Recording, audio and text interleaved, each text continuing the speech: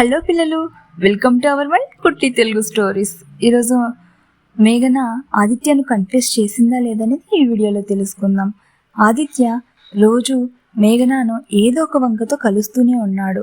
మేఘనకు మాత్రం ఆదిత్య మీద రోజు రోజుకు ప్రేమ పెరుగుతూనే ఉంది. అలా ఒకరోజు రాత్రి స్టోర్ని కొంచెం ఆలస్యంగా మూసేయాల్సి వచ్చింది. అప్పటికి స్టోర్కి వచ్చిన వారందరూ మెల్లమెల్లగా బయటికి వెళ్ళిపోతున్నారు. అందరూ వెళ్ళిపోయాక స్టోర్ మూసేసి వెళ్దామని మేఘన ఎదురు చూస్తోంది. ఆదిత్య ఇంకా బుక్ చదువుతూనే ఉన్నాడు. స్టోర్లో ఎవరూ లేరు. మేఘన ఇదే మంచి సమయం అనుకుంది.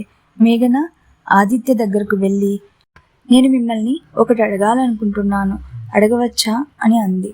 అప్పుడు ఆదిత్య, అందులో ఏముంది, మనం ఫ్రెండ్స్, నన్ను అడగడానికి మొహమాటం ఎందుకు, అడుగు పర్లేదు అని అన్నాడు.